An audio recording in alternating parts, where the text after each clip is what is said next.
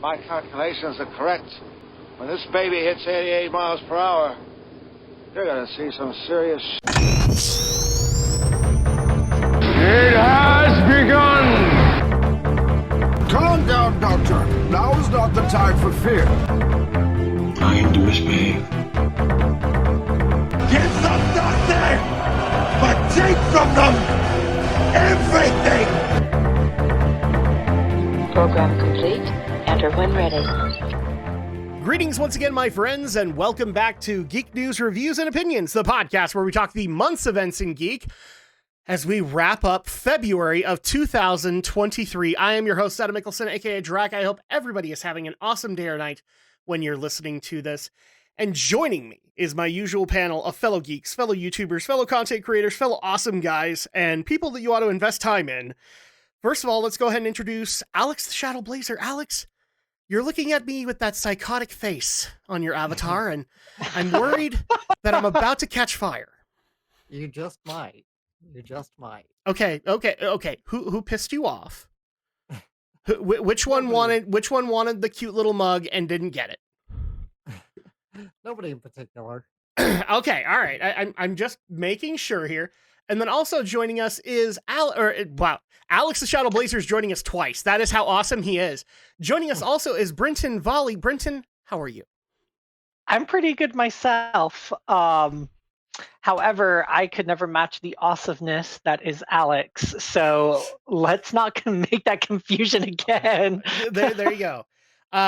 For myself, I have no problem telling you guys, and Brenton and Alex kind of know this, but I am so happy to put February in the rear view. Holy shit. We had so many storms. We had snowstorms happening. We had random weather issues for streaming. I got kicked off YouTube for some reason, and I still to this day don't know why. I literally don't. I'm pretty sure I told you both this, didn't I? Yeah. Yeah, I just one day couldn't upload and couldn't stream, and I got no notifications on it. I still have not gotten a notification on it. And so at that point, then it just came back. So I'm guessing, whoopsie doodle? I don't know. Maybe it was just a glitch. I guess. I don't know. It's YouTube. It's YouTube at this point. And I feel it appropriate to bring up shit like this because, well, guess what our top story is? We're going to be wrapping up the stories of February. And it just so happens that you guys requested so many of us. A lot of people wanted us to know, like, did you know that this is happening? Susan Wojcicki, Mama Susan, YouTube's longtime CEO, is going to be stepping down. Holy crap. Did we ever actually see this day coming? Well, eventually, didn't know when, but we knew at some point she would probably retire. Exactly. I feel like a lot of people have been stepping down as CEO in the last several weeks. Yes. No, there's been a lot of replacement of either CEOs or prominent members of a company's board in the last month or so. So it's nothing out of the ordinary.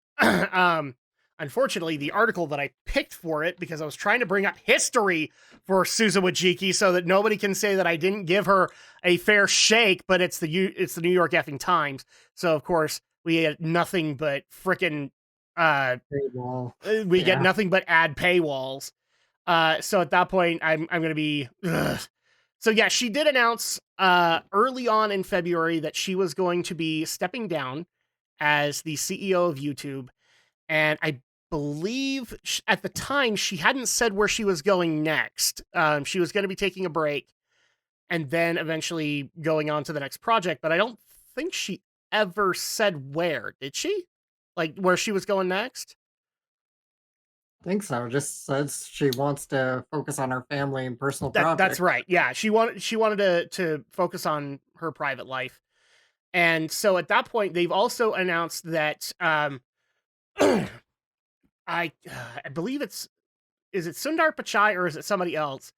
The person that she basically worked with in recent years is going to be replacing her as the CEO of YouTube. I think that's Sundar Pichai, but I might be wrong. Actually, no, it's Neil Mohan who is going to be taking over as the head of YouTube. And this is the person that she's been working on recently on a lot of projects on YouTube. So the development of shorts, YouTube Premium they worked together on, etc. So she's been working with him for quite a while. And so he will be taking over, I believe she officially is going to be stepping down in the summer of this year. And then at that point, the transition will be finalized. But until then, what are our thoughts on this? I mean, like, I guess the first thing that has to come to mind is, did we ever think that, was it ever going to happen? Like, I get the retirement is a thing, Alex, but I was starting to think that she was going to go out the way that I think Shigeru Miyamoto is going to go out, which is like security hauling your ass out. Yeah, I still think he's getting hauled out that way, by the way. I don't know. I don't know when, how, when, and what point she would finally decide to step down.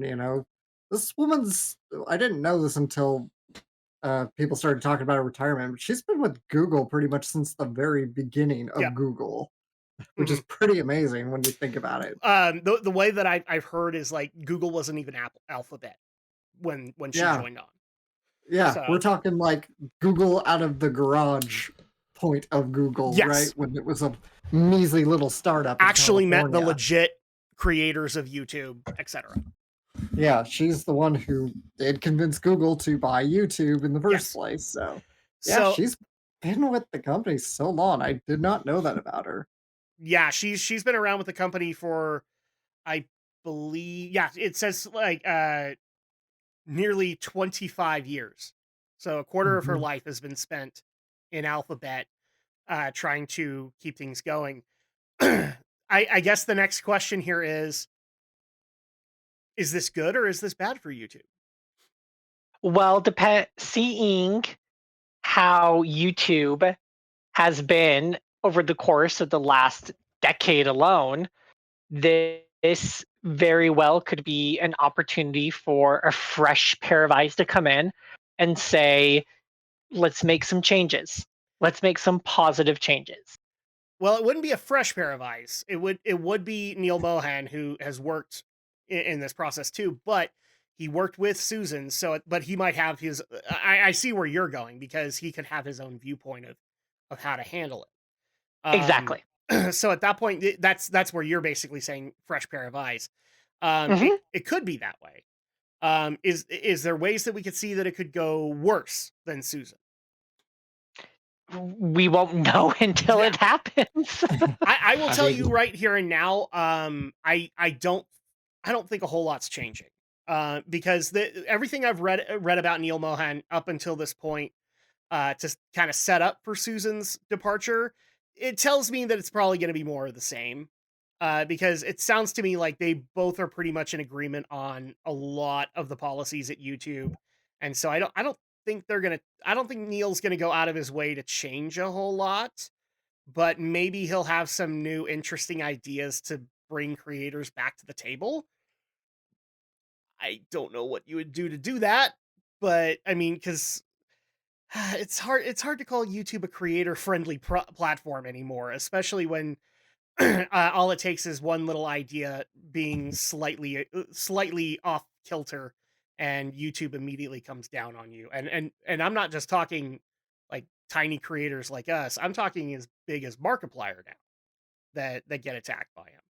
So yeah, I mean, we've been talking for years. Reckon there was a hiatus in my contribution to these conversations, of course, but we were talking about these issues what if this is going on YouTube? Can we even say COVID still?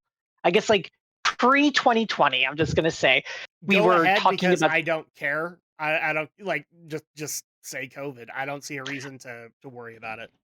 Oh, just because YouTube was being all up in arms about it. But anyway, like it's the Backstreet Boys reunion tour. How about that? What was that? The Backstreet Boys reunion tour. Game Grumps came up with it. Alex, we can't do that. That's the Game Grumps thing. Then they'll they'll come after us. No, they won't. I think they'll be quite flattered that other people are starting to use it. There was like a whole article like last year about how people were using the Backstreet Boys reunion tour in reference to COVID-19, and the actual Backstreet Boys were just like, "What the fuck?" I'm sure they love the free publicity. Oh, for sure. Yeah, So, I'm sure they got a reunion special somewhere. so the point I was trying to make, for the love of God, is pre-Backstreet Boys, COVID, whatever we want to call it, we were already talking about these concerns and issues about how the platform comes down harshly on content creators in some semi-sadistic like way. I'm kind of glad that even the bigger names are starting to get like cracked down, because I felt there was a very unfair advantage to, like, for example, us versus PewDiePie or Markiplier or other creators.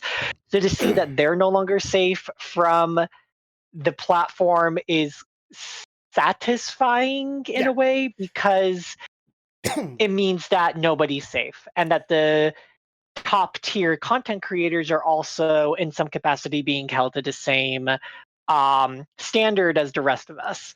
Well, I'll Took tell a you, while.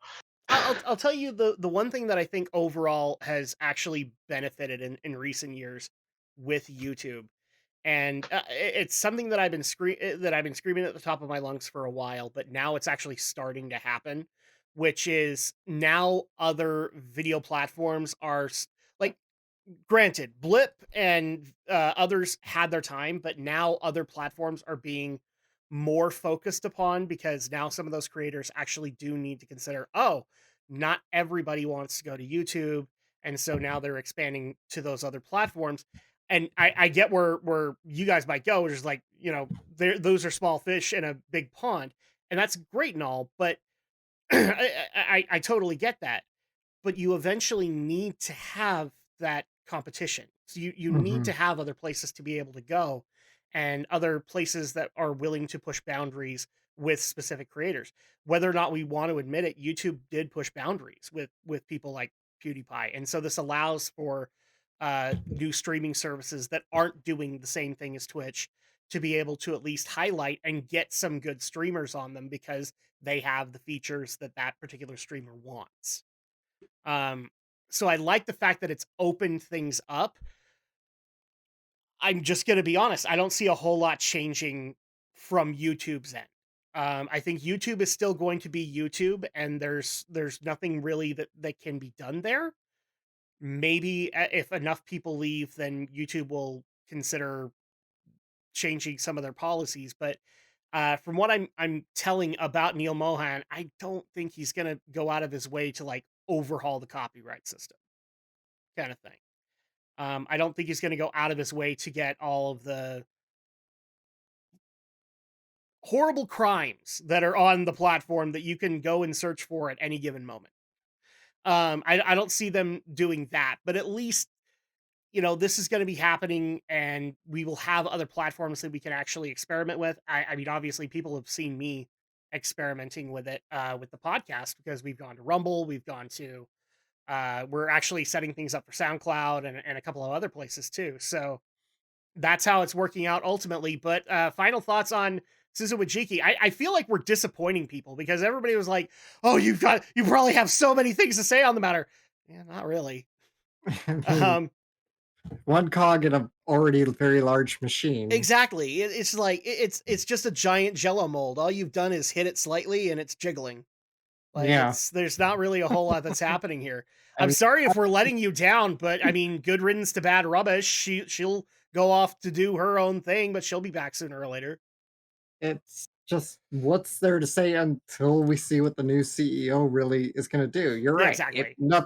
He might not do much of anything new. He might do everything new. Yeah, exactly. Like, this was one of the things that I saw everybody screaming about when Musk took over Twitter, is like, it's immediately going to go down the tubes. And ultimately, if you look things back because we're not coming up on a year, but we're close. But we're going to look back on the year of Musk, and I guarantee you that the analysis for it is going to be like, Yeah, not a whole hell of a lot changed. And I think that's going to be kind of the same thing with YouTube once Mohan gets in charge. That's going to be the gist of it, is not really a whole lot changed, and if people don't like it, then go support your other favorite platform. But I'm sorry if we're hurting all of you guys' feelings. Like, if you guys wanted us to burn Susan Wojcicki in effigy, I don't have the effort.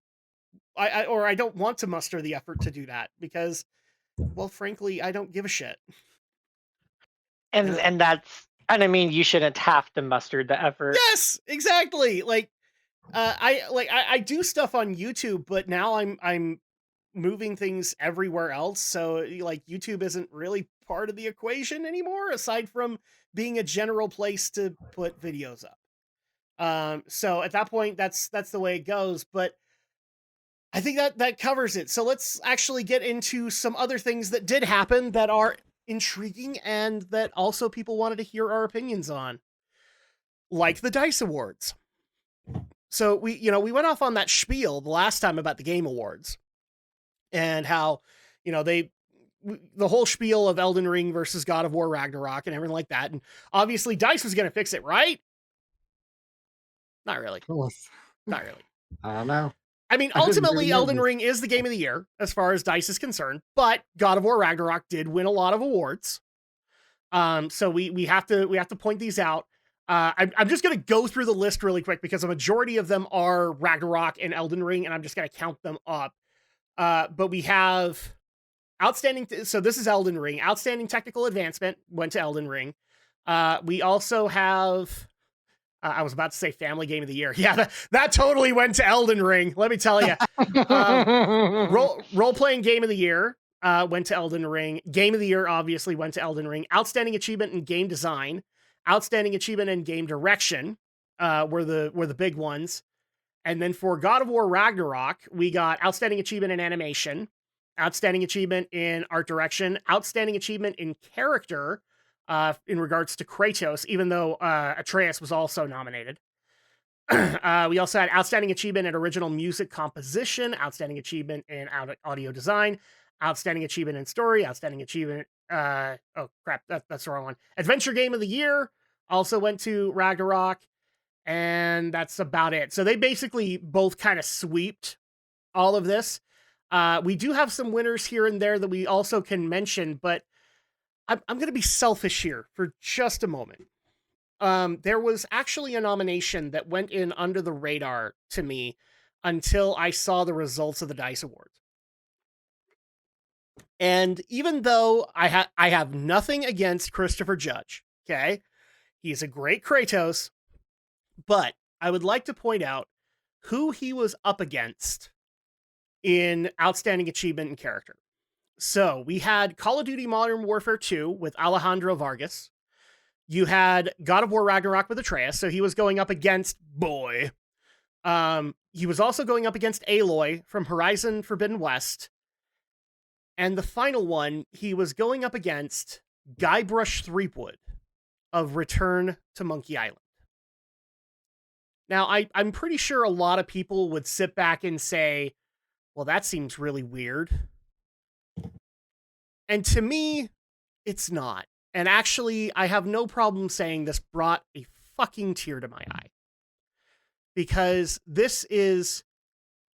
Monkey Island has never gotten that kind of adulation. It gets the sales awards.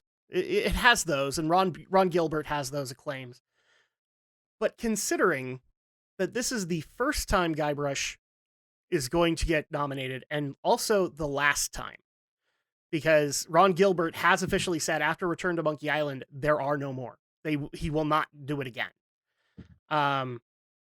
This was a big thing to me because Guybrush is not just a big part of my childhood. He's also one of the biggest icons representing adventure games. And so there was no chance that he was going to win up against Aloy or against Kratos. But I have to give some massive props to DICE here, because sometimes even the nomination is more than enough.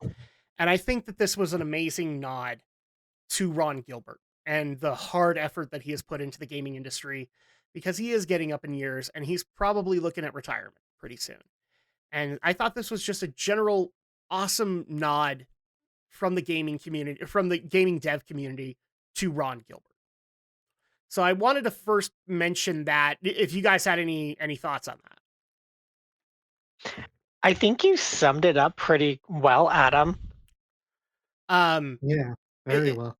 It's one of those things where I kind of wish they also would have put up Dominic Armato as his actor, because Dominic has, like, I can't think of a better perfect union of voice actor and character than Dominic Armato and Guybrush Threepwood, because he got the character. He just got it. So much so that they had to bring him back when they remastered the first two games and have him voice the character that he started voicing from the third. So it's a little disappointing that it doesn't include that, but the nod to Ron himself is more than enough as far as I'm concerned. Other things that we could also mention that did get some accolades in the DICE Awards this year. Action Game of the Year went to Vampire Survivors, which, oh god, I can see why. I've been addicted to that fucking game. Oh geez, I put way more hours into Vampire Survivors than I want to count. So we'll just leave it there. We also did have Family Game of the Year, which is not the Nintendo award when it comes to DICE, but it did go to Nintendo this time with Mario Rabbids Sparks of Hope.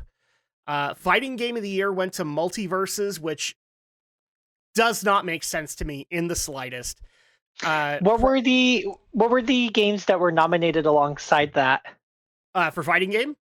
So yeah, you had JoJo. I want to know. I just want to know which games it beat. So JoJo's Bizarre Adventure All-Star Battle R, which is the remake of the PS3 JoJo fighting game. Okay. It went up against Rumbleverse, Spider Heck, and the King of Fighters 15. Yeah, out of all of those, the winner and Kings of Fighter 15 are the only two that I've recognized. So here's the reason I'm a little disappointed by this. Because, okay, I get it. Multiverses had that hype behind it. You had Twitch streamers and especially the fighting game community, because Smash was basically done at that point and they need to look at what the new hotness was. So they looked at Multiverses and they played it. But in terms of being able to maintain an audience, Multiverses has been the worst performer this year. In fact, it's pretty much well known that like 98% of the audience is gone from Multiverses. And that was by the time LeBron came out. Whereas the King of Fighters 15 has maintained its audience fairly well. All of its tournaments went well at that point. And also, I'm a little disappointed because like I appreciate that the JoJo's game got remade, but I kind of feel like that should have gone to DNF Duel, because Dungeon Fighter Online Duel came out last year as well, and it was out for a majority of the year, and people loved the hell out of it. I don't even know why it didn't get a nomination, but I mean, to talk me down the cliff here, Brenton. Like, am I just the Multiverses hater? I don't I am not a fan of Multiverses. It's not good. And I mean, and I know there's probably going to be somebody there who's going to be like, well, did you actually play it? Well, no, I didn't play it. Well, you shouldn't, like, it's like, exactly. I don't need to play it. To me, Multiverses just felt like the response to everybody being super pissed off that their favorite anime character didn't get put into Smash. Yeah. And now all of these super random fictional and non-fictional entities are duking it out together. Well, like it's just that, it just doesn't make sense. Like I get it. That's the point. It doesn't make sense. For all the people that want to scream at me, neither does Nintendo. Not really. Nintendo kind of made sense because you had that one thing that connected all of them. They were Nintendo games. But you were trying to put up characters like Bugs Bunny with Gandalf and expecting it to have the same kind of feel as Smash, and I don't think that you were going to get that. And on top of that, the other thing that kind of bugs me in regards to this is like, Smash was a unique formula. Not a formula that a whole lot of people have been able to properly imitate. So for all the people that want to say like, well, you didn't even play it. I didn't need to. I saw both the Nickelodeon one and this one, and I'm telling you, it just didn't look as fun and as engaging as Smash did. So at that point, I mean, you could call me whatever you could call me a fuddy-duddy, but they weren't replicating it. They were doing something interesting, but it wasn't going to be like the same momentum as Smash. And so at that point, yeah, I wasn't invested. Exactly. I think the thing that I don't think people took the time to think about, which is most, not all, people, is that Smash Brothers, like the whole concept behind Smash Brothers is that it is essentially just a bunch of Nintendo toys fighting each other.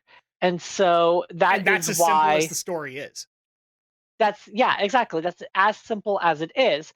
I think it's wonderful and awesome that they've been able to include other non-Nintendo franchises into this toy box. However, at the end of the day, it just wouldn't make sense for an anime character like Goku or a movie character like Shrek to duke it out with these Nintendo and non-Nintendo all-stars. Like it just did not make sense. Yeah, I agree. Like every single time that I imagined like Bayonetta going up against Shrek, it just sounded silly and stupid and unpolished. That's what Multiverses ended up becoming. A silly, stupid, unpolished mess. Yeah. No, you're ultimately right. Like it just at least with the Nickelodeon All-Stars Battle Royale, you had like that had what something good going in. Like you had all those Nicktoons and even some live action ones, and they were all connected by Nickelodeon. And everybody was like, okay, yeah, we can make that work.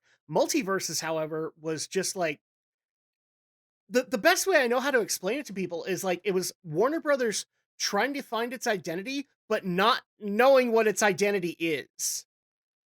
And so at that point, and on top of that, a lot of their character picks were, I don't think where they should have gone in a lot of cases. Like you shouldn't have been worried about Arya from Game of Thrones. You should have put fucking Harry Potter in there. Hell, you should have gone the extra mile and had Daniel Radcliffe voice him, you know?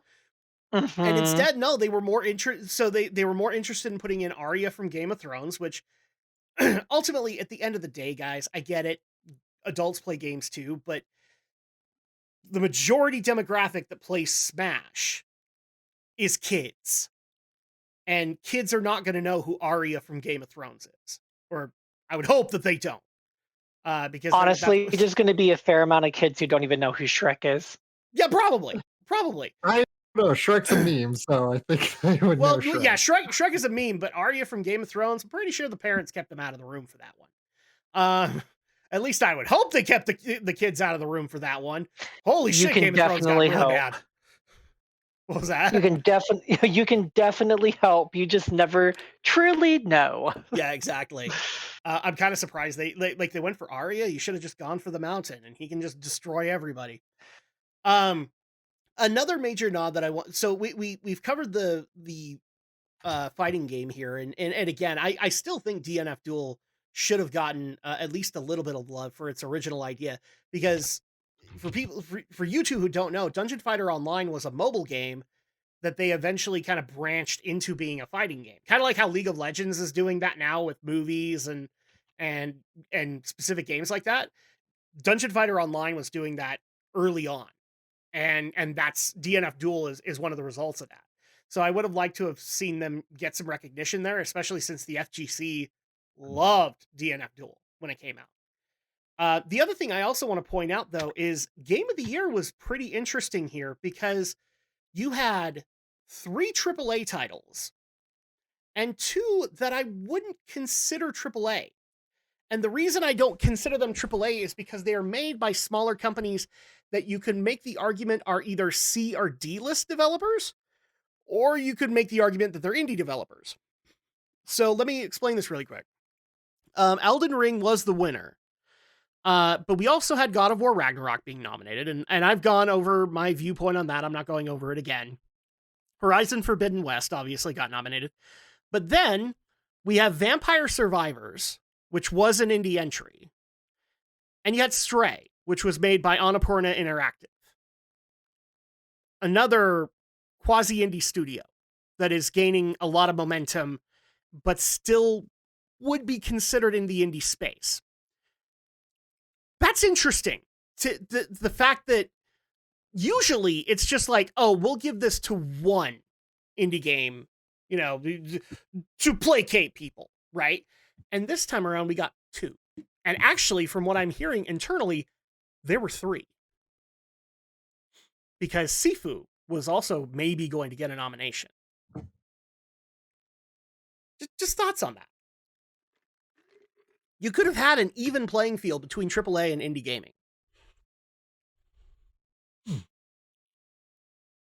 I apparently am the only one that has any thoughts on this. This is a big deal. I actually want to compliment DICE for doing that, because I do think like the DICE Awards are majority technical achievements, and at that point, that's where the indies kind of shine, and this is where people in the indie scene get to shine. A lot of the announcements that did happen at DICE were big indie gaming announcements.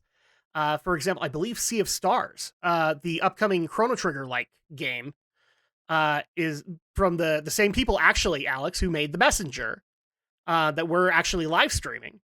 They made this upcoming Chrono Trigger inspired game, and it got its release date at DICE. Cool. So at that point, yeah, we have a ton of that stuff happening, but I wanted to give some credit there. Like you put things out for indie developers to be able to get some recognition, and maybe even gotten a couple of games for us to try out, because ever since we said the possibility of us playing Stray, Alex, everybody wants us to play Stray now. The game with the stray cat? Yes, and Sifu. Sifu's been brought up quite a bit too. If for no other reason for us to riff on kung fu movies, but we have fun doing that. But final thoughts on the DICE Awards. I thought it was, I actually thought it was fairly good, considering that Ragnarok was going to be there. Apparently, I'm the only one that had any thoughts on the matter. All right. I DICE Awards happened. So. I didn't know they happened until after they happened either. Yeah, I completely missed it. The DICE Awards is something that just basically happens off kilter. I don't know if you'll ever get like an actual a fair out of it, for lack of a better term. So let's actually get into some of the controversies that actually did happen in the month of February. And of course, because this is how things are going in the recent months, we're going with more controversy coming from Blizzard Entertainment. So, that's been a while since we brought them up. Well, you're not going to like tonight now, are you? So at that point, the first bit of news that we need to talk about, this broke early on in February and was a big deal, almost akin to the lawsuit that is going on with Blizzard. But a manager by the name of Brian Birmingham, he was a lead software engineer for WoW Classic, I believe. He actually decided after 17 years that he was going to leave Blizzard in protest. And the reason that he was going to leave it was in protest of the current stack ranking system that the company currently runs under. Now, people might be going, well, what the hell does that mean? Thankfully, the article that we have explains it. So this is actually a common practice in game development, and it's a sickening one, unfortunately. And a lot of software developers actually in general run this. But the stack ranking method requires managers to grade staff on a curve. As part of this, they reportedly have to give low scores to employees, so that those employees would then miss out on profit sharing benefits. So they would lose a lot of their extra bonuses because they are an underperformer. But on top of that, it's also to basically create a holding pen, for lack of a better term, of people that they can let go and then in turn bring other people in. And this is actually a system that has been in place at companies like Blizzard, Activision, Electronic Arts for decades. It's been considered to be a bad system. And there have been a couple of companies over the years that have gotten rid of it and have seen nothing but benefit from it, from getting rid of it. And so at that point, this guy basically said, no, I'm not doing this. And you guys can fire me. And he ultimately did resign for it. But Birmingham said, I'm not going to go through my staff and just basically say, oh, this guy's the shit performer because you say I have to say he is. Kind of deal. So, in fact, when I believe this is the actual quote. Yes. So this is the quote from the email that he gave to the article. When team leads asked why we had to do this, World of Warcraft directors explained that while they did not agree, the reasons given by executive leadership were that it was important to squeeze the bottom-most performers as a way to make sure everybody continues to grow. This is literally the justification that the gaming industry has given on why they continue to use this broken method. Oh my gosh. And it's articles and conversations like this that Alex, a long time ago, you asked me why crunch is allowed to thrive in the gaming industry. Because systems like that exist. Yeah, I can see it now. Uh-huh. Yep. Nope. It's absolutely, it's exactly what it is. And unfortunately, I know that a lot of companies that have since gotten out of the California space and become more of indie studios or whatnot, they benefited from getting rid of those systems. I know some of them have been reacquired by bigger companies and had to re-implement them. But overall, I love the fact that the industry itself has basically said this is a bad practice. And Blizzard, the one that has the microscope on it, is doing this system. They're not even considering getting rid of it, especially after this guy left in protest. That's yep. That's unfortunate. That's sad. Yep. That's terrible. Mm-hmm. No, especially since California has some pretty strict labor laws. Well, they apparently can skirt them because of the way the stack ranking system works, but ultimately, I don't know if that's going to be there forever. That boils my blood. See, the problem is that who are the people that are setting this up? The people that know the lawmakers. And so they make sure that it works in their favor. Yep. Which is why I've not really ever been a proponent of like Hollywood being in one place. I've never been a proponent of Silicon Valley being all in one place.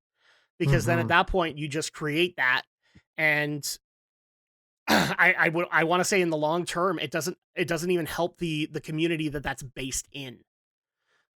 Because like the local businesses thrive because the big businesses are there, but once things go bad, they go down with all of them. Yeah. So at that point, ultimately this was actually very sad. I don't remember a whole lot of Brian Birmingham's development accolades, but I do know that he was on the WoW Classic team for Wrath of the Lich King Classic. And he, like all the other developers, was very excited that was finally happening. And he loved his team and they worked their butts off for him. And Blizzard's answer to that was basically, okay, I want you to pick out the underperformers and we're going to start squeezing them. And it's not I love the fact that they even say, like, we're doing this because we want to make them better. Bullshit. You are coming up with a convenient excuse to get rid of them. Is basically what this system requires. Because of lack of a better term. You guys' thoughts on this? This is just another controversy to add on to the Blizzard pile. Yeah. Honestly, good on this person whose name has run out of my mind because Brian it's late. Birmingham. Thank you. Good on Ryan to have self-respect and dignity enough to say, no, I am not going to participate in this, and good luck. Yeah. I especially also like that after this, Blizzard did try to smear Brian Birmingham a little bit, but he was actually able to make some clarification tweets in the article that we're actually running off of. Basically, once again, stating that, this is a bad practice, this is a bad system. In fact, one of the things that makes me kind of laugh is one of the companies that was running this system is Bethesda. And look where they are now. Oh, they're Microsoft now. Oops. So that being said, I think we've pretty much hit the nail on the head here. Shall we get to the next Blizzard controversy here? There's more. Wait, there's more. Yeah, exactly. I'm Billy Mays here. I'm here with a message. I shouldn't sound so shocked, yet here I am. Yeah, no, you're totally right here. So at that point, Microsoft. Okay, we're going to be doing a little bit of the Wayback Machine here for a second, guys, because people might remember that one of the first episodes bringing Brenton back was the announcement that Microsoft wanted to acquire Activision Blizzard. Okay? I remember that. A lot of people don't realize this, but that's still going on. Yeah, these things take a while. Oh, no. They do take a while. I'm not saying you're wrong on this one, but this has gone on way too far as I'm concerned. So as I put in our agenda, Microsoft apparently really wants to buy Activision Blizzard because they have had every hurdle put in front of them to be able to acquire Activision Blizzard, and Microsoft just keeps on coming. So the ones that we're talking about in particular for this one is they have been getting a lot of pushback from places like the EU, because if Microsoft were to acquire Activision Blizzard, it would create a bit of a monopoly, which, if we've covered in the past, Alex, correct me if I'm wrong, monopolies are still a bad thing, right? Yes. I don't know what's going on with Alex, but okay. I was like, where? What? Did you not hear me? No, I didn't hear you. We can hear you. We can hear you now. But yeah, okay. Monopoly's bad, illegal in this country. Yes. So, it turns out that Microsoft is basically doing the wait. What if we do this? And that way we can still acquire Activision Blizzard.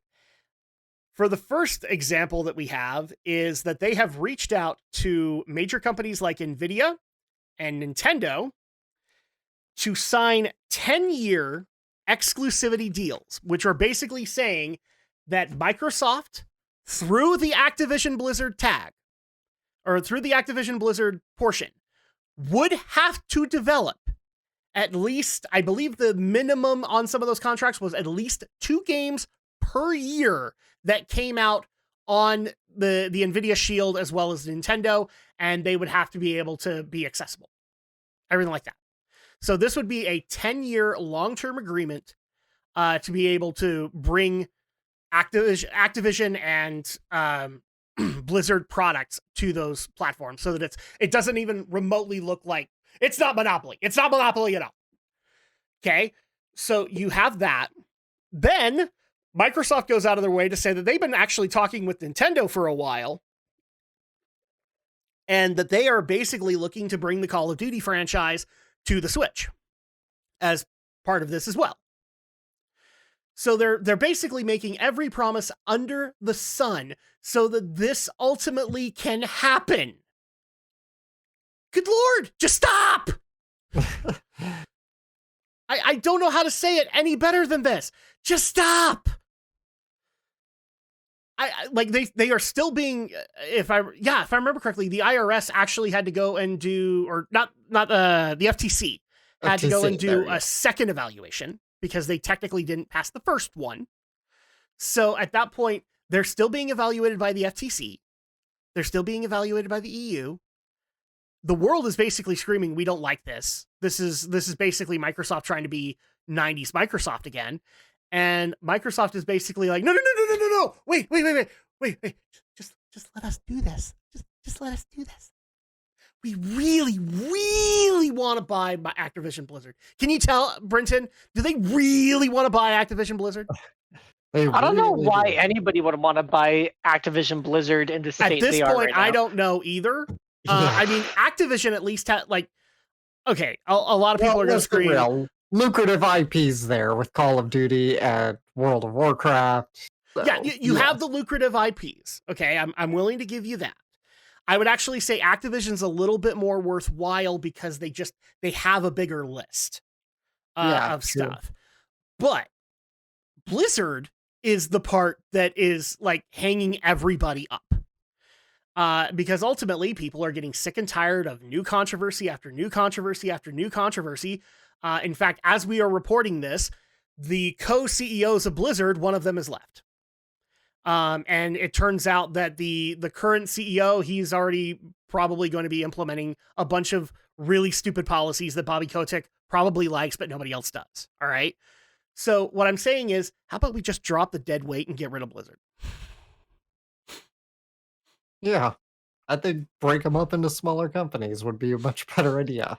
Well, and here's the thing that actually makes me very happy about that, Alex, because I have a feeling that Mike Morhaime of Dreamhaven, who was the former CEO of Blizzard, who did not condone any of the actions that were going on at Blizzard and did not know about them, I'm pretty sure he'd take up a lot of those developers and say, go crazy.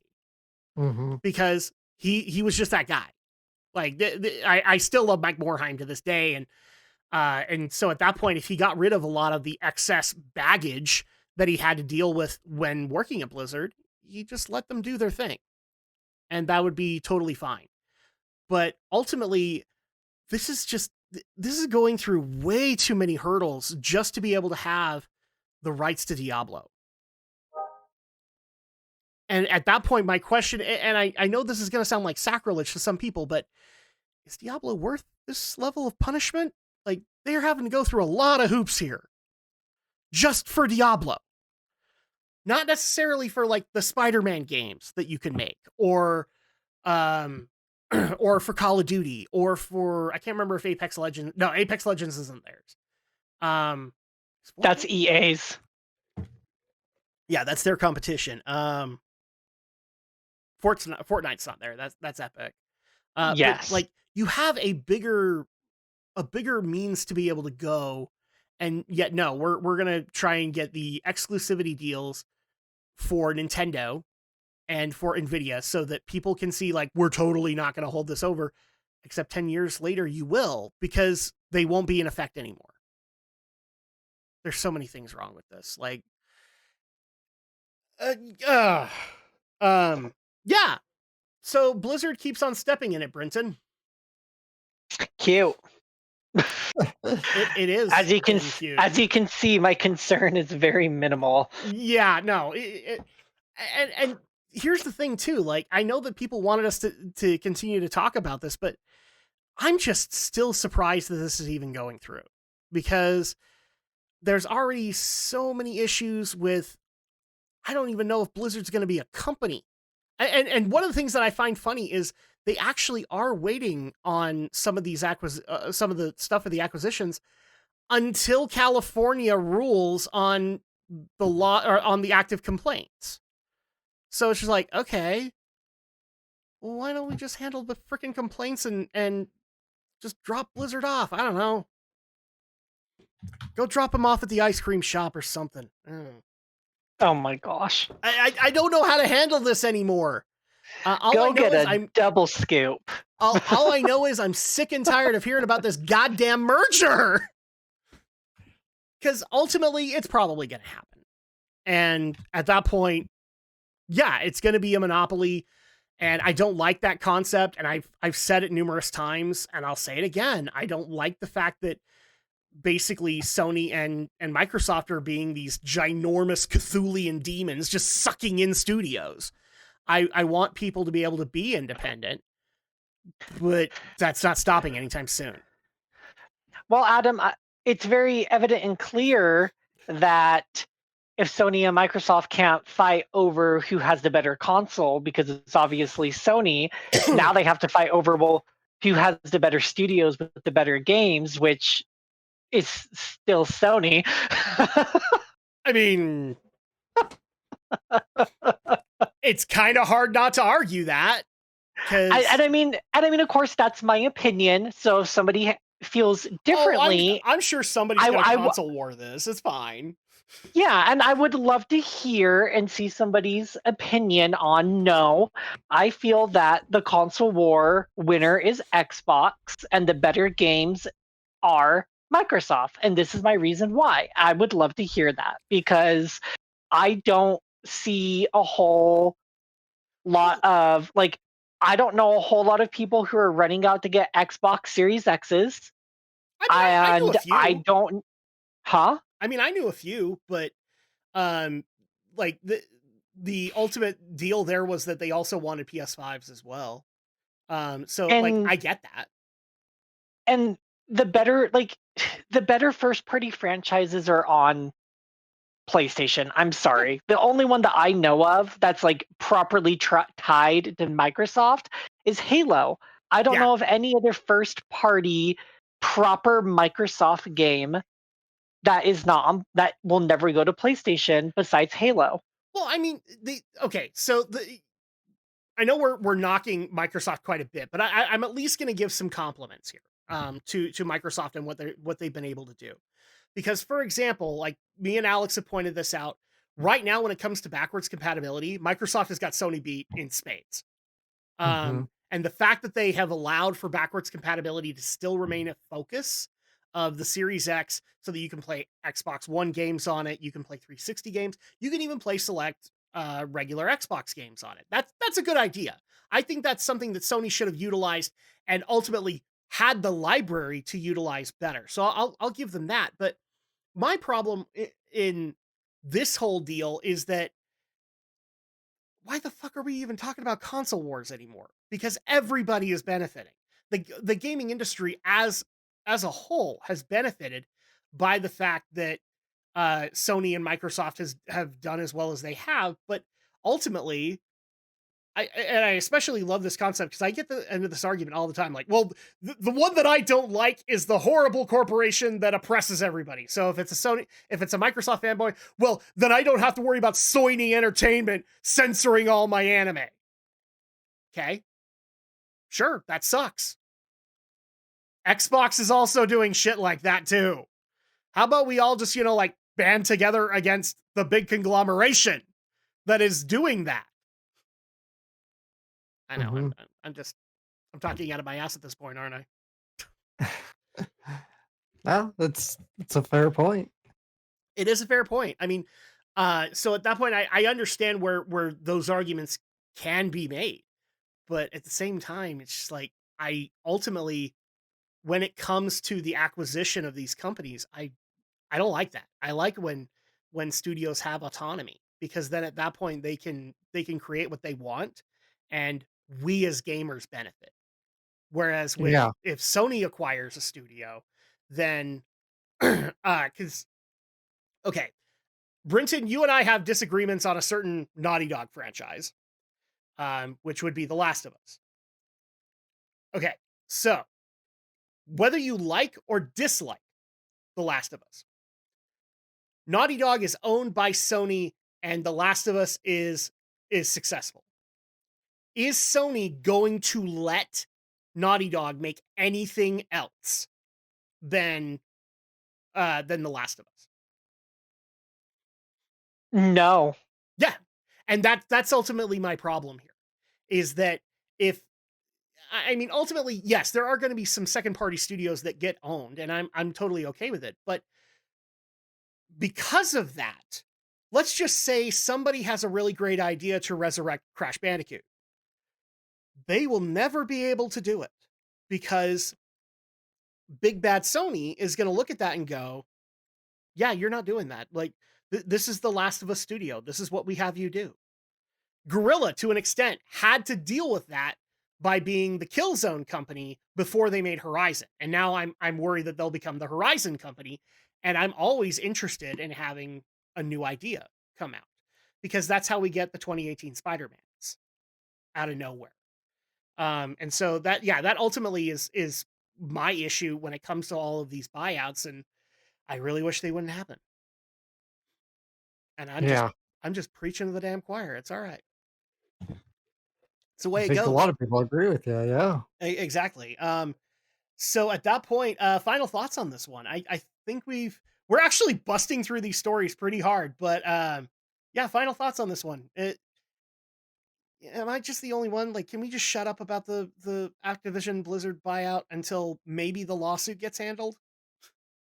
Like one thing at a time. I agree with Yeah, that. yes. Just get that complaint in California out of the way before you even worry about it. And then at that point, and for all the people who are saying like, so you don't want people to get the 10-year no, I don't care. I don't care about the 10-year exclusivity deal. Put out Call of Duty games on Nintendo. It benefits Microsoft to be able to do that. In fact, one of the things I've seen a lot of people that I think both of you would agree on, that Microsoft and Nintendo ought to work out in regards to this, is leasing out the rights to the Kremlins. Mm-hmm. Because how long has it been since we got a new Donkey Kong Country game? Probably a good decade by now, I Would you think. like to see the Kremlins come back? Yeah. Well, then let's do that. Yeah. Oh my gosh, it's been a hot second. Exactly. If Microsoft and Nintendo are so buddy buddy, why can't Banjo 3E actually happen? Yeah. I'm just throwing it out there. And at that point, if they want to do that, that's on them. I literally don't care. That being said, let's go ahead and move into the big discussion that we actually had tonight, which a lot of people brought up to me. And I've been having some productive conversations with a lot of people on. So I don't know. Did you guys know about this before I put it up in our Discord? The story in particular? Yeah. So the discussion that we're about to get into in regards to Naoki Yoshida. No, I didn't know Okay. about it. So you didn't know that. Did you hear anything about that, Brenton? Mm-mm. Okay, so this is actually going to be relevant to Brenton because of his love of Final Fantasy XIV.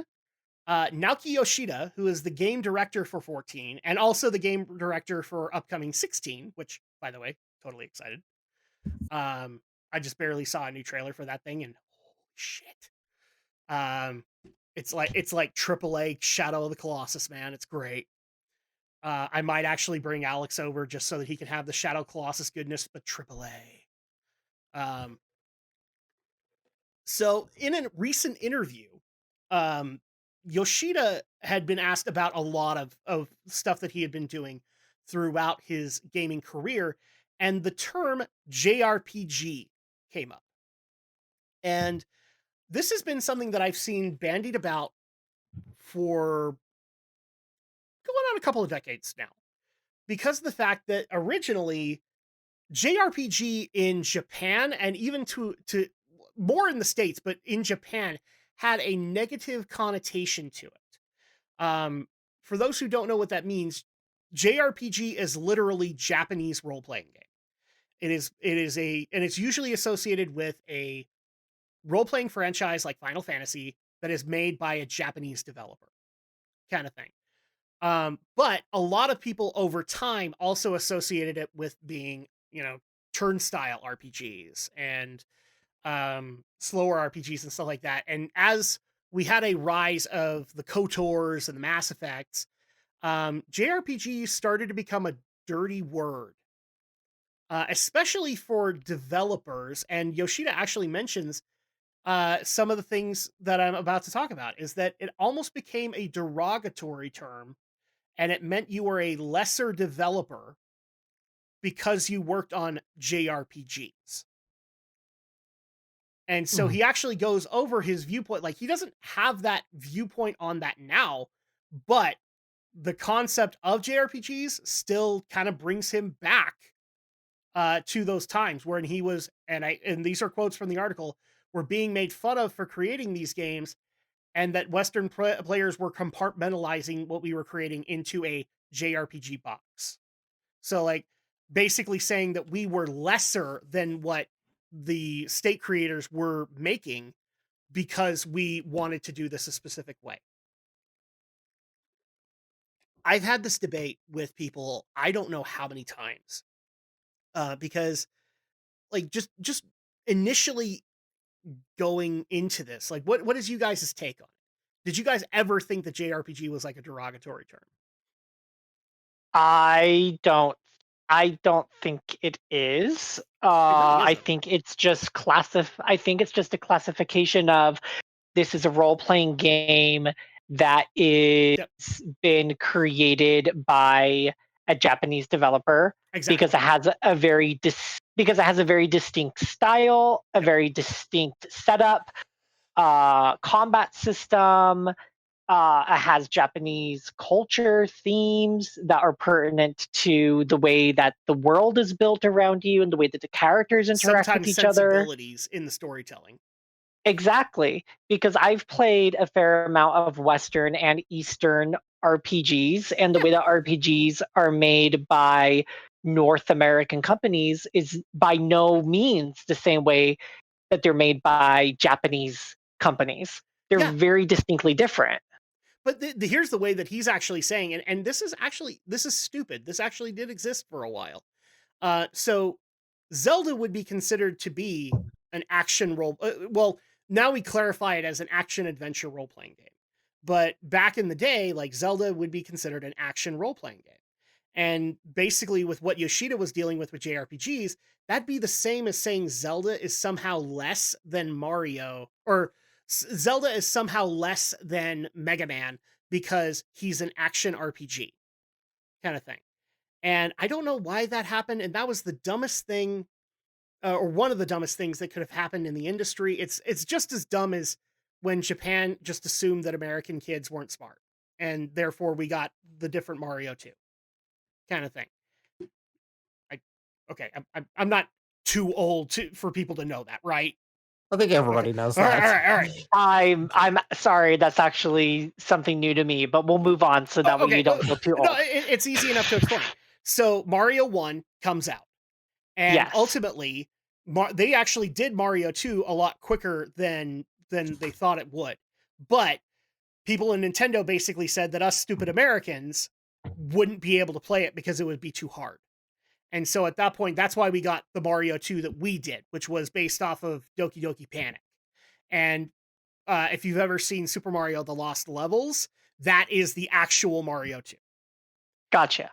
So at that point, like, that's the same mentality that kind of, it's a weird Japanese mentality that still kind of happens every now and again, where they maintain the isolationist mentality and say like, oh, well, we can't do this because this won't work here because stupid Americans or stupid Europeans kind of thing.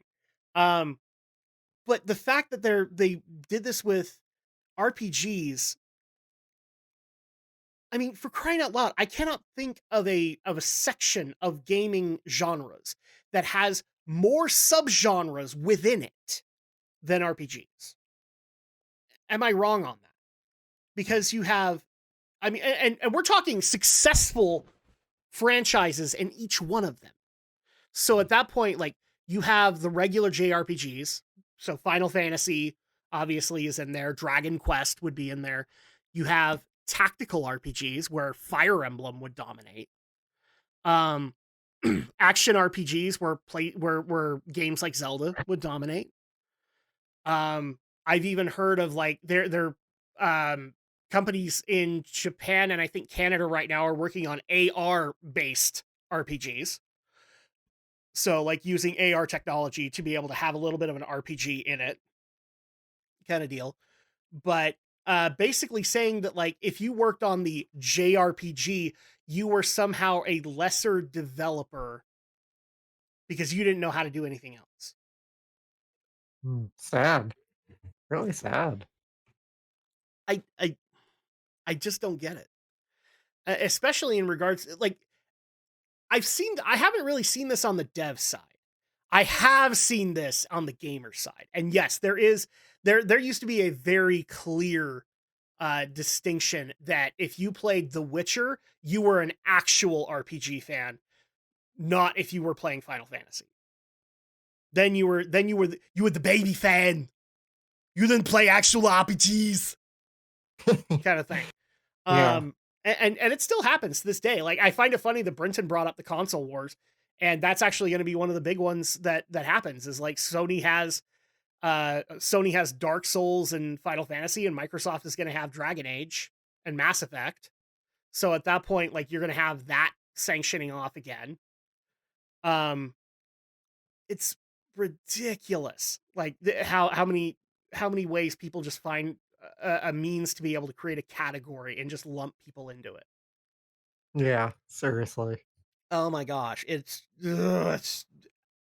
frustrating to an extent. But yeah, ultimately, just to give a couple of other quotes from this interview, it to a lot of developers in Japan, it was considered discriminatory. It wasn't a compliment to them because that meant you couldn't make anything else, which I would actually say is more indicative of how the corporate environment in Japan works, because they do want you to be specialized. Yeah.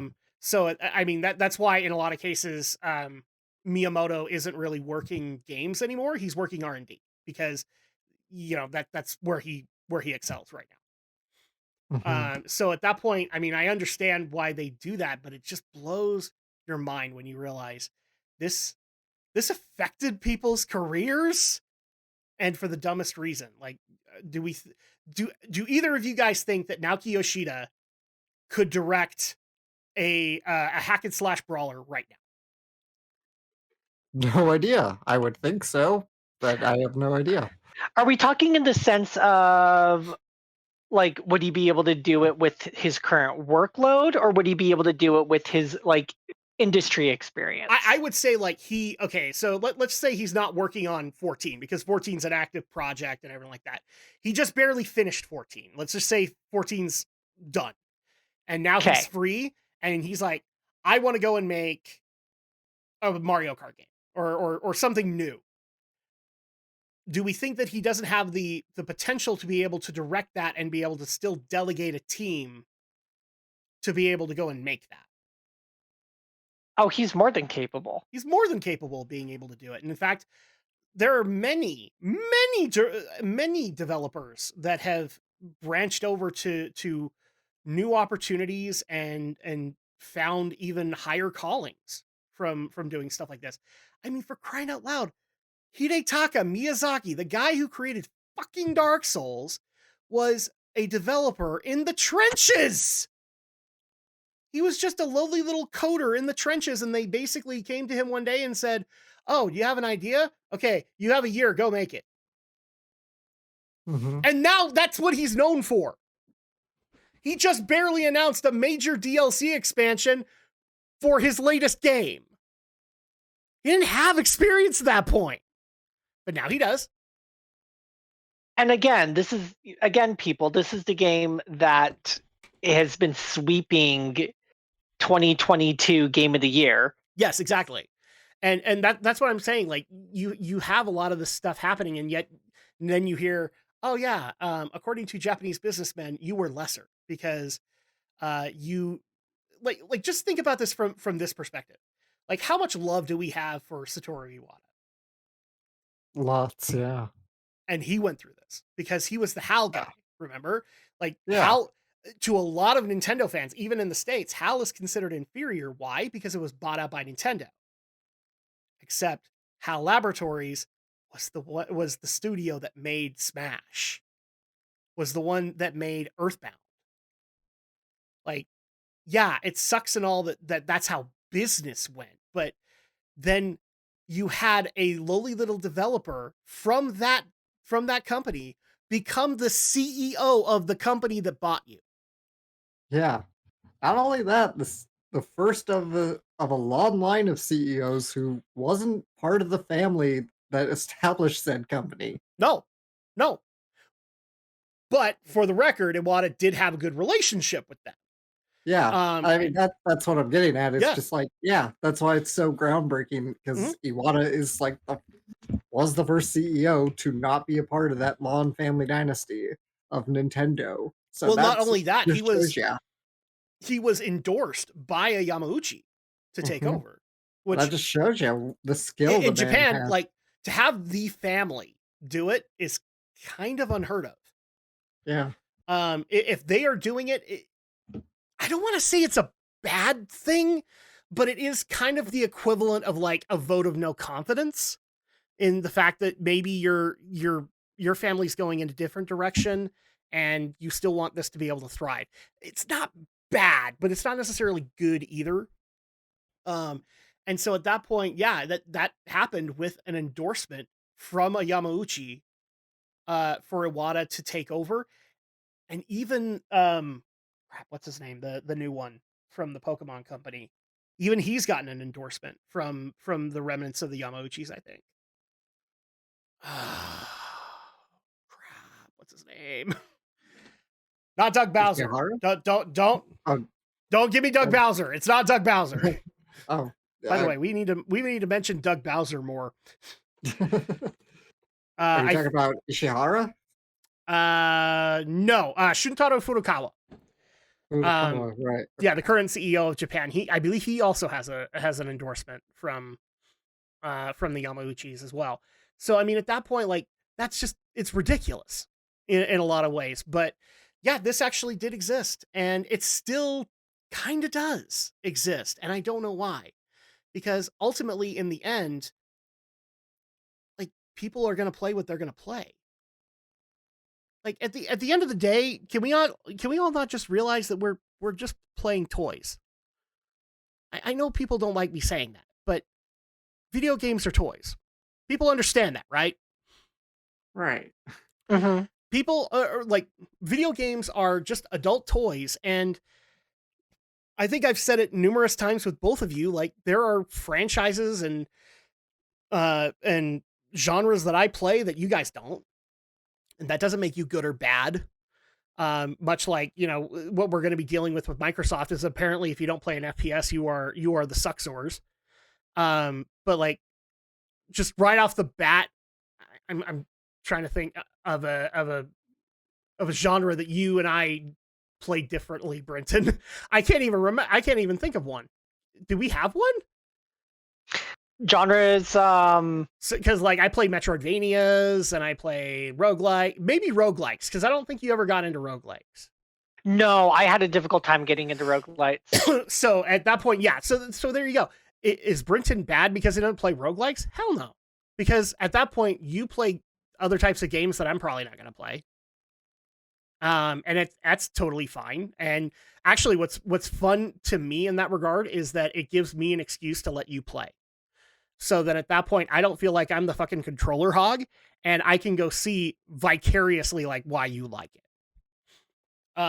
If that makes any sense. And obviously me and Alex have gone into this numerous times. Where a lot of our interests are the same when it comes to games and anime and things like that, but then we do have diverging interests. It's almost like we're individuals or something. Mm-hmm. So, sorry, go ahead. No, just agreeing with you. So at that point, yeah, final thoughts on this one, because I basically have talked the majority of this. Like, what is you guys' take on it? Do you actually think that JRPG is a bad term? Like, how do we fix it? I don't think it's a bad term, and I don't see particularly a need to replace it. I don't care if people don't want to use the term, whatever. It's whatever to me. And I can see where the man's coming from. If it's kind of affected parts of his career, why it might trudge up some bad memories for him. So, because, yeah, sadly, I can kind of see executives and certain developers and fans and players putting people into a box because the term carries connotation with tropes or elements or design philosophies that maybe they just don't care for as players, right? Yeah, it's the dumbest thing, and yet we just literally find more and more ways to be able to put people into a box. I don't understand why that has ever happened, but I mean, Brenton and I were just barely talking about this today too. It's like people find ways to be able to try and put people into boxes in some way or another. I don't know why. Can we just be ourselves? Well, unfortunately, the concept of being ourselves for some odd reason is still an archaic thought. Apparently. And there are people who actively find every imaginable attempt to thwart every possible way that we can express our individual selves. Yes, exactly. Which is ultimately very sad. I mean, for crying out loud, the best part about like some of the arguments that I've had with people over JRPGs is them telling me like how much I suck sores because I'm not willing to play the latest Witcher, and they have a big old Pikachu on their shirt. Oh my god. Well, that's a bit ironic then. Do you not know what Pokemon is? Oh, I love those moments because I'm like, oh, so you do play JRPGs. Cool. Like, no, I don't. What's that on your shirt? It's Pikachu. Yeah, that's a JRPG.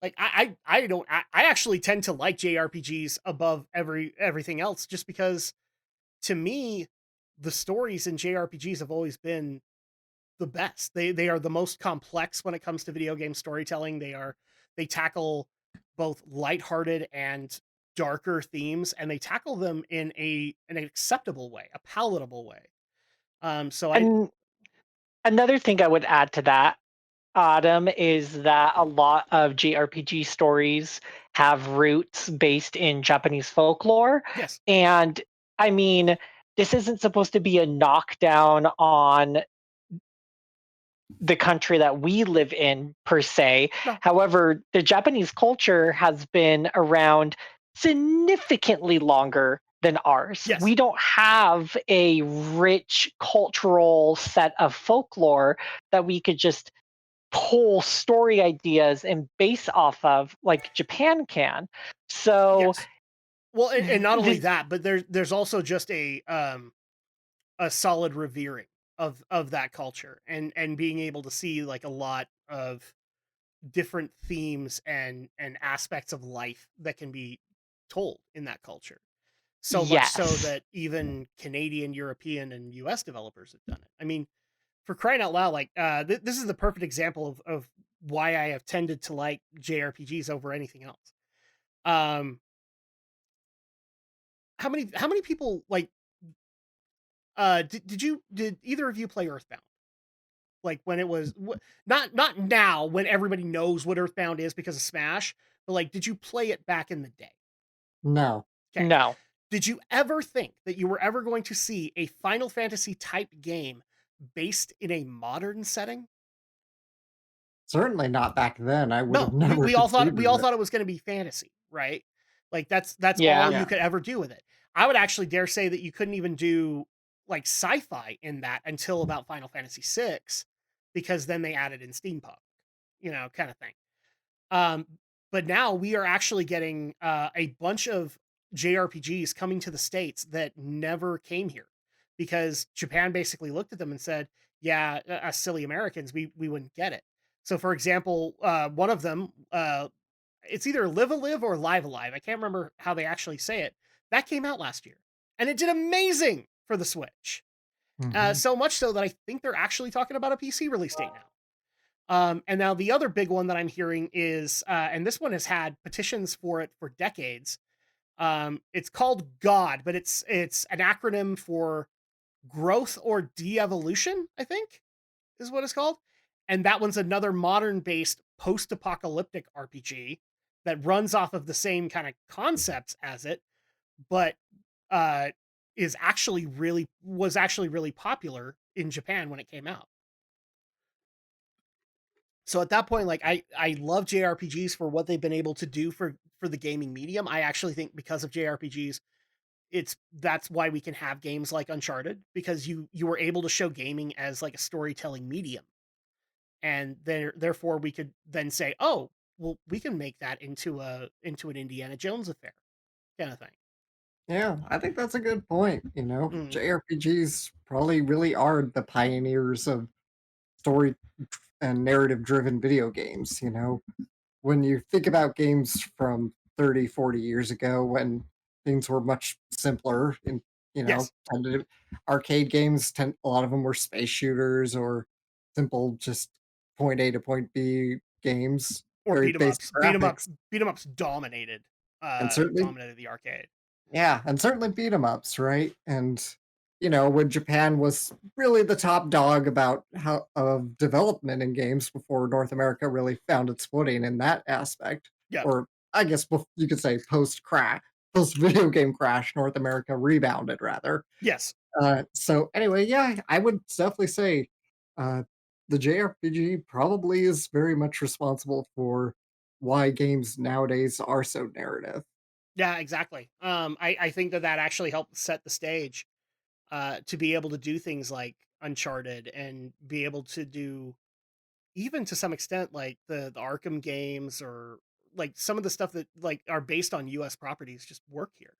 And I actually like the fact that Brenton, you brought up the history of Japan, and two of the biggest, most anticipated indie titles this year are homages to Japanese history. Are you aware of them?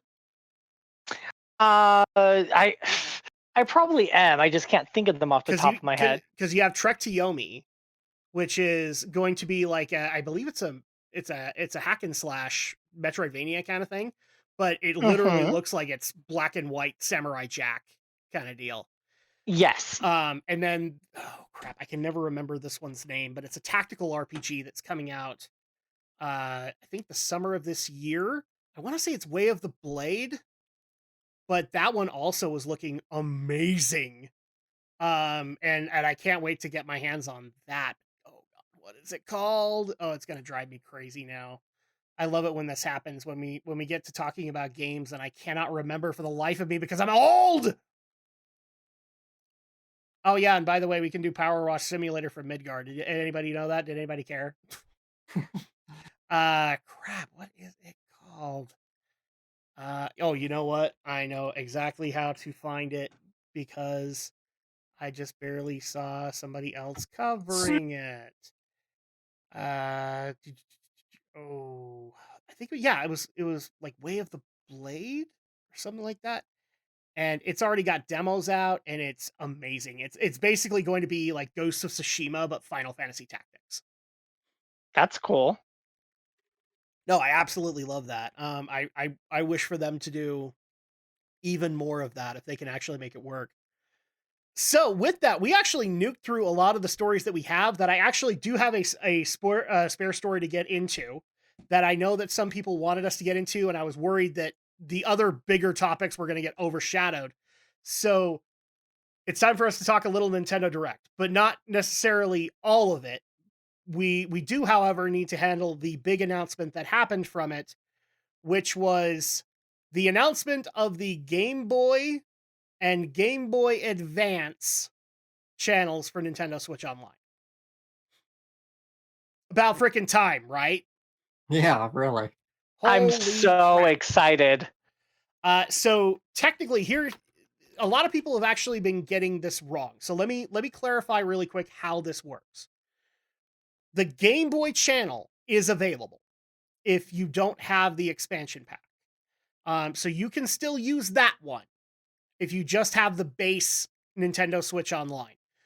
But if you get the expansion pass, which gives you the N64 and the Genesis one, you also do get access to the Game Boy Advance one, which a lot of people were begging for because holy shit, it's the Game Boy Advance. And I think we can all agree that had a wonderful library of games. I don't even know why my voice cracked there for a second. Apparently it did. So at that point, I'm actually trying to bring up the games that are available right now. But really quick, just you guys' thoughts on that idea, making one available and one in the expansion pack. No, I don't think I have any strong thoughts right away. Uh, like, do you think it's a bad idea that they basically put one behind a price tag or one behind a paywall? So This is how's it work Nintendo we're again? talking about. Yeah, I Yeah, mean, I'm trying to be nice about it. I'm trying to be nice about it. Okay, so What have we ever been nice about some of the decisions that Nintendo has ever made? when they make good ones. yeah, when they make good ones. I mean, like they do make good ones from time to time, Brenton. Um, so right off the bat, here are some of the games that can be gotten for the Game Boy Advance. So when it launched, it came out with Kuru Kuru Kuru Kurin, which is kind of an ongoing pattern. Like, we're actually getting a lot of Japanese games coming out as well. Brenton will be happy. Minish Cap was one of the first launches for the Game Boy Advance channel. Mario and Luigi Superstar Saga, Mario Kart Super Circuit, WarioWare, and also Super Mario Advance 4, which was basically Mario 3 for Game Boy Advance. That was great. And actually, literally yesterday, Metroid Fusion just barely dropped on that. And oh my gosh, that should have been on launch. Because holy crap, the Metroid hype is real right now. I don't know why they held off, but they did. And for the Game Boy channel, currently you are able to get Alone in the Dark, The New Nightmare. That just blows my mind. That was a launch title. The Game & Watch Gallery, you have Gargoyle's Quest, the original Kirby's Dream Land, which I think somebody was saying was coinciding with the Kirby anniversary. You have Zelda Link's Awakening DX. You have Metroid 2, The Return of Samus, the original one, not the cool snazzy remake. Super Mario Land 2. You had the game that sold the Game Boy. You have Tetris in there as well as Wario Land 3. Because of course it came packed with Tetris. Why didn't it? Of course, you gotta have Tetris. Yeah, exactly. So at that point, like, you guys' thoughts on finally being able to have a Game Boy channel and also games that you would like to see on it. I wouldn't mind seeing like the Pokemon games that came out for Game Boy and Game Boy Advance. I think those are I would have to. I mean, I would absolutely love to be able to play Ruby and Sapphire again. Like, not Omega Ruby, Alpha Sapphire, but proper Ruby and Sapphire. Yeah. No, the remix, I think. That would be incredible. Although I would probably get super confused because there would be no fairy type, and Gen 3 was was when they did the physical special split in the attack stats. It would mess with my brain. But I would have fun relearning. Wait, I thought that didn't happen until like Gen 5. No, the physical and special split happened in Gen 3. Okay. Okay. That was later for some reason. So at that point, I will already tell you, but I already know for a fact that this is going to happen with the Game Boy channel. And I think Brenton would agree with me on this. You have Link's Awakening. You need the Oracle's games. They're planning on putting the Oracle's games on there. They are coming, but that has to happen. That had to happen. Oh, for sure. Absolutely had to happen. If they even held back on that, that would have been a dumb decision. I will also say with the Game Boy Advance, Metroid Zero Mission needs to come out on it because, I need to destroy my console playing that again and again and again and again. And I don't care because Zero Mission is awesome. I will just, that's basically all I do with my Switch now is I just play Metroid games. That's what I do. I will say another one I would like to see for the Game Boy Advance at least would be an homage to the old school Castlevania games. So at that point, being able to find a way, even though I know the collection is out there, put up Circle of the Moon, put up Harmony of Dissonance and Aria of Sorrow, if you can pull that off. And then also on the Game Boy channel, put up Castlevania and Castlevania 2 Belmont's Revenge for that. I think that would be a great deal. Another one that I actually wouldn't mind seeing is the Dragon... I can't remember if it was Dragon Quest or Dragon Warrior trilogy, but it was the first 3 games that were available on Game Boy, and it was in the Toriyama art style. I think that would be a good idea too, because Dragon Quest fans would gush over that. I agree with you guys. I think Pokemon has to be there. Like, Pokemon just basically has defined handhelds. Like, it makes as much sense to put Pokemon on there as it does for Tetris. Yeah. So, but yeah, any other games that we can think of? For as far as like say Game Boy Advance era, Golden Sun would probably be a good one. That would be good. Ooh, put up Golden Sun so that more people can get access to it. That'd be great. Yeah. I remember in middle school, I never did get to play it, but I was interested way back in the day to play that, but I never did. So Yeah. this would be my chance finally. I've only played a little bit of it, and I can tell you I liked it, but then I got busy and I never got around to beating it. But I could already tell you there was a lot of potential there. Um, this is one that I don't know how people are going to feel about because technically you could do both. People might remember my love for the Mana games, and it turns out that the Final Fantasy Adventure was a Game Boy game, but it did get remade into Sword of Mana for Game Boy Advance. And this is the Seiken Densetsu franchise for people who don't know that. And it's been getting a lot of hype recently because they just barely had the third game, which never came out to the States, come out here. And if I had to pick between the two of them, I probably would pick the remake. Just because, like, I love the Game Boy, but if you have a way to be able to make the new hotness and it's in colors other than green and black, please do it. I mean, I love Return of Samus, but I can only play it on Game Boy Color. That's it. So I at least have to say that I would love to be able to see that happen. We just barely had a Ninja Turtles anniversary. There are actually a couple of good Ninja Turtle games on Game Boy. Not sure about Game Boy Advance. Maybe? I don't know. I don't know. There are a couple of Harvest Moon games. I know some people would be happy about that. Oh, here's actually a good one. I actually had this debate with somebody on Twitter, whether or not to put up the Donkey Kong Land games. Because technically they are different than Donkey Kong Country, but you have the trilogy on Switch. So is there a necessity to put up Donkey Kong Land? Obviously, there's not a necessity to put up the Game Boy Advance remakes because you have the originals. But do you do Donkey Kong Land? That's a good question. Yeah, that is a good I question. don't know. I don't know. That definitely be something that they'd have to consider. Oh, and also Sonic fans, I'll give you guys some love. Sonic Advance needs to be on the GBA. Yeah, Sonic Advance definitely. That would be cool. Yeah, I think that needs to happen, as well as this is probably not going to happen anytime soon, but the Mega Man Battle Network ones, if they can get them on there, they should. Just to give people that sampling. I think that would be beneficial for them.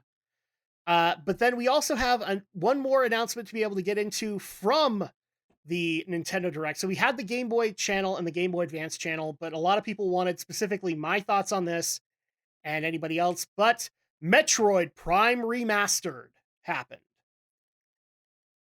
I don't know how I feel about it. I'm being honest. So Metroid Prime Remastered was announced at the Nintendo Direct, and it was available that day digitally. So I think that was overall a good idea. But here's where I'm gonna piss people off. Are you both ready? Okay. They should have just done the trilogy. I was gonna say you and I have already chatted about this. Yes. So I knew what you were about to say. Yes. So at that, yeah, I'm happy for people. You got Metroid Prime Remastered. I will be honest, I have not bought it. I have no intention of buying it until they put out the other two games. And the main reason being is because that's where I see the value. And ultimately what I think that they're going to do with this, and I could totally see Nintendo doing it, is guaranteed 6 months from now, Metroid Prime 2 Remastered happens. And that's going to be another $40. And then 6 months after that, you get Metroid Prime 3 Remastered, and then we start seeing the hype for Metroid Prime 4. And I don't know how I feel about that. I think it would have been just a much better idea to put out the Prime trilogy in one pack and be able to let people play it. But they decided to go this route. Am I smoking crack here, Alex? Nah, you got a really good point there. This is Nintendo doing what Nintendo tends to do, especially when they know they have a good game and they Like this is Skyward Sword all over again. Where I like the fact that they finally put Skyward Sword HD on the Switch, but they did put it up for $60, and it probably would have been a lot better and probably would have sold better if they had put it up for maybe 40. And I've even heard tell that they're reconsidering, not before Tears of the Kingdom, but actually doing the Wind Waker HD, Twilight Princess HD, but separating them and making them both $60 games.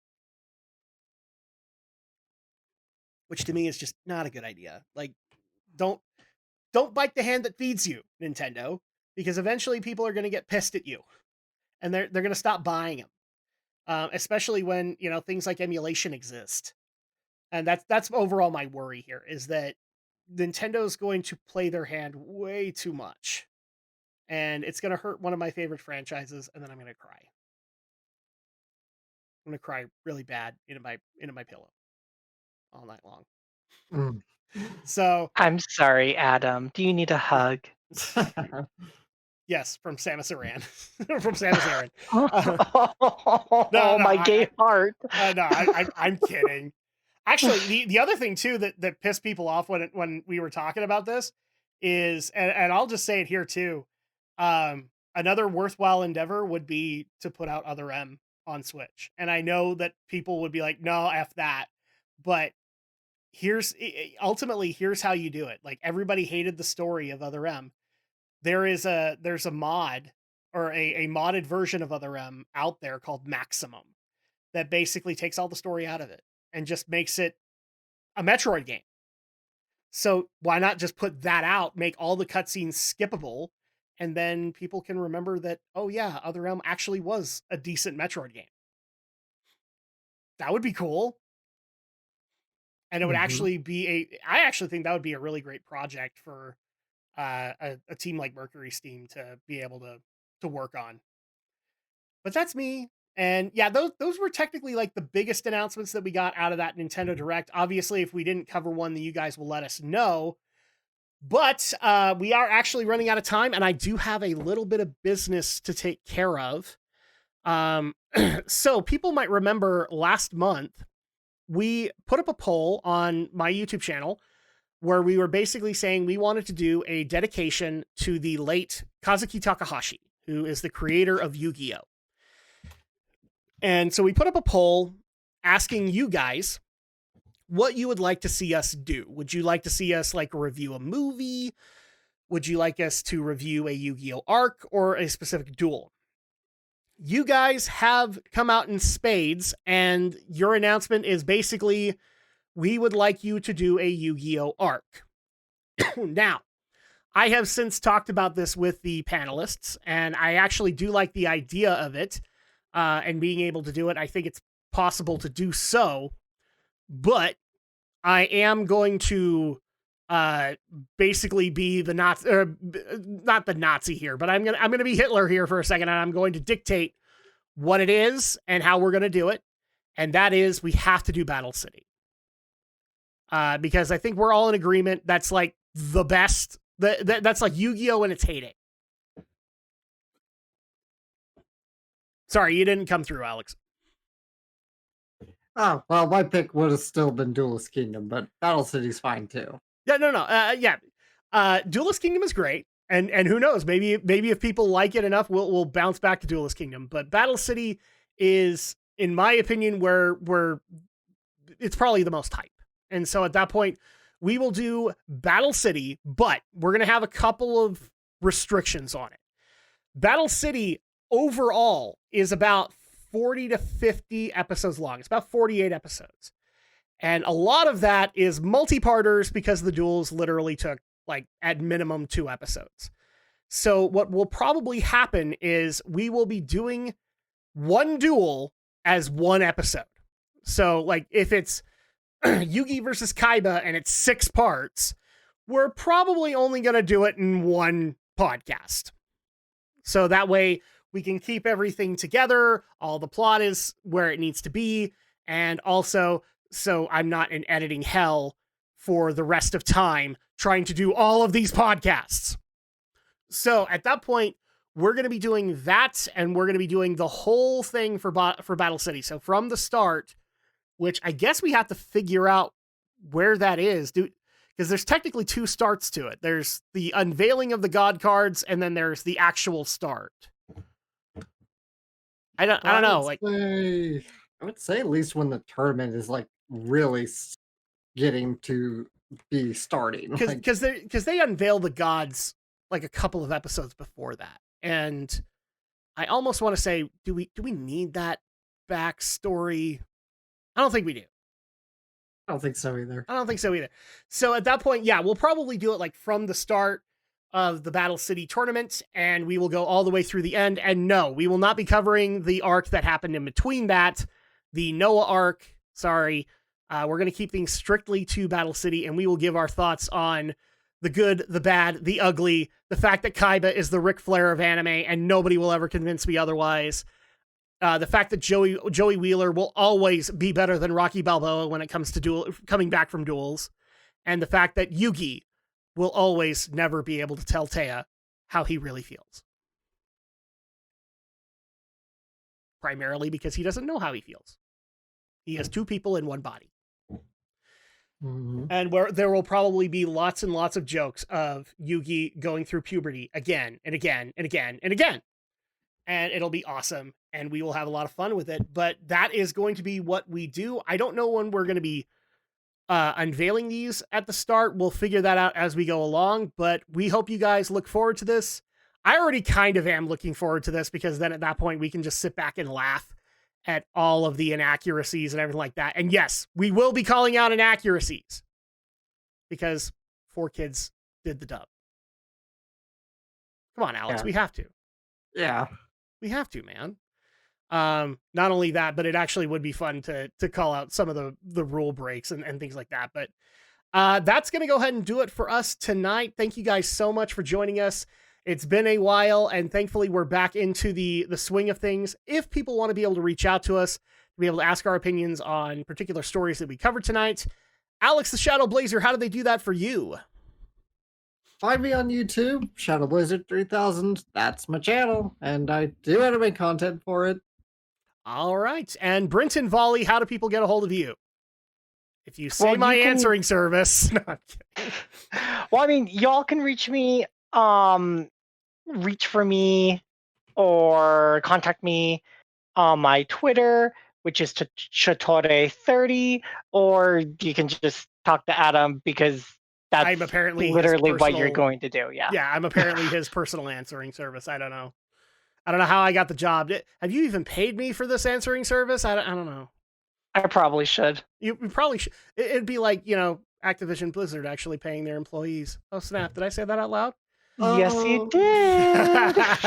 So we will be back next month to cover the stories that happened in March. Until then, have a good night, everybody, or day when you're listening to this. Stay safe, and we will see you next time.